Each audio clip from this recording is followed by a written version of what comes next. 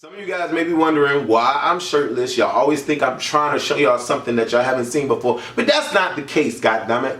I'm shirtless because I want to introduce y'all to your journey. But this shirt right here is the shit. Everyone loves this shirt. These are solid pieces of the same material, form-fitting. All body types can wear it because it's real cool. It has a blue shimmery kind of thing going on here. It has the open mesh back like the cool does, mesh top. Look at it, it's real nice, right? Form-fitting, but all body types can wear this.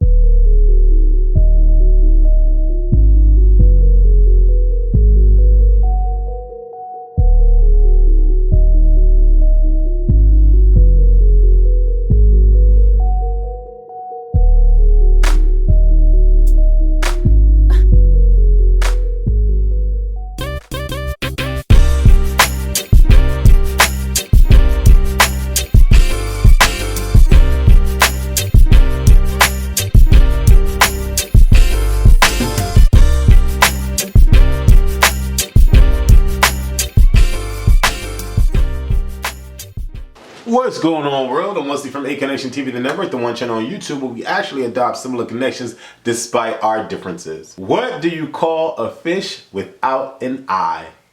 A fush. Oh my God, I remember watching that part when Paul said that and I died laughing. I just couldn't stop laughing. It was so freaking hilarious to me.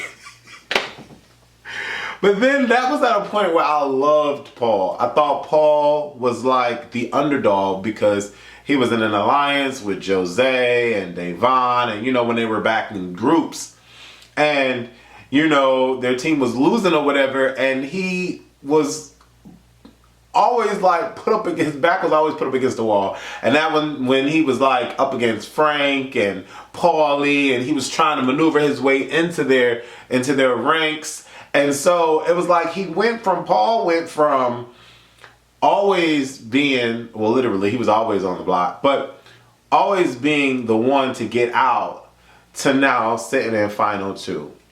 And so then you have Nicole, who was always caught in her lies, and she could never get out of it. She was always like a deer caught in headlights, just stuck. And for that, it just made me not like her. I did not appreciate the way that she was shady and how everything would always come out and she would just be like, nah. Like, it was just, I don't know.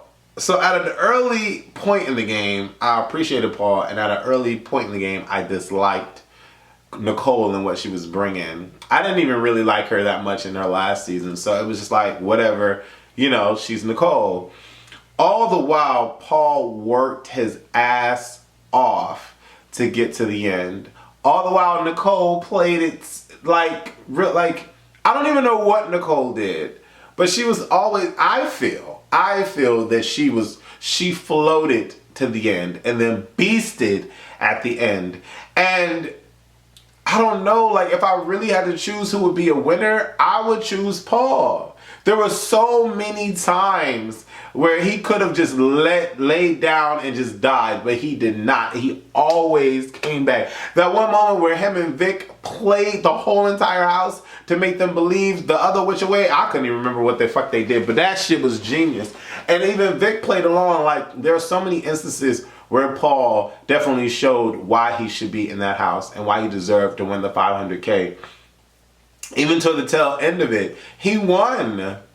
He won. Granted, Nicole did her thing, but I don't know. It's a little bittersweet. And to have the deciding factor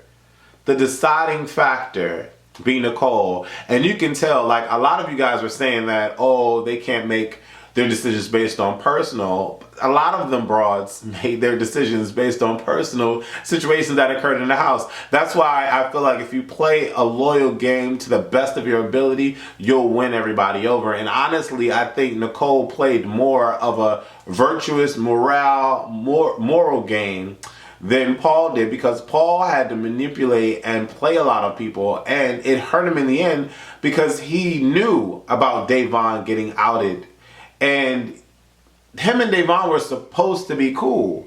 So it only makes sense for her, Davon, to choose Nicole to win because of what happened between her and Paul. And even in the post-confessional video, Paul had stated that he knew nothing about it, but she did.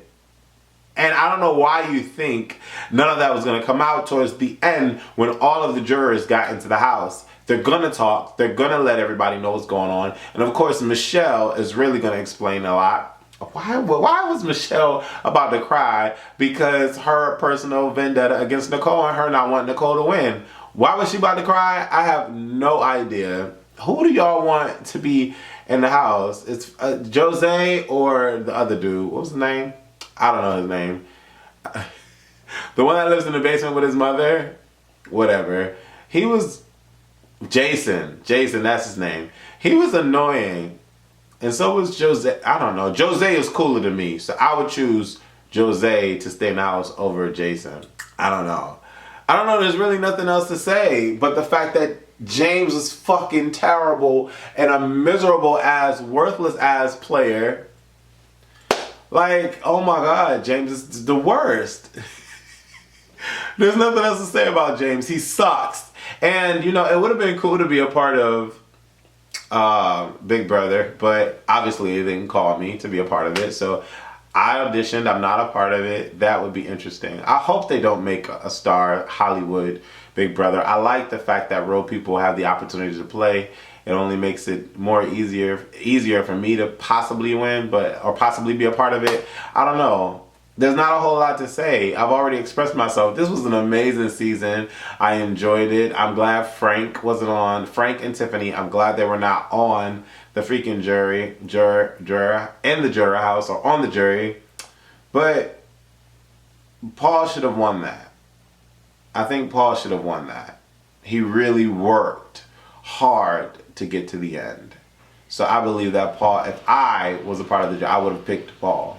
But then again, I don't know. It just depends on how his relationships were with a lot of the people. So there you go. It's all about how you treat people to get them towards the end.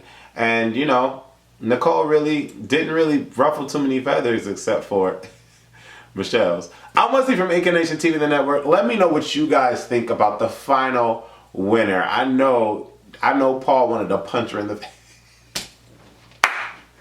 But anyways, Davon decided the winner. Deuces. Explain to the people that weren't able to understand your history with your sister, if you can give us a little brief synopsis of how you came to meet and how that all worked out for the show. Okay, yeah, I met Asia when I was about 15. I was about to turn 16. I was trying to hurry. I didn't know nothing. All I did was I came. I didn't want to do nothing. I was so hungover. I couldn't do nothing. There was everything else. Right.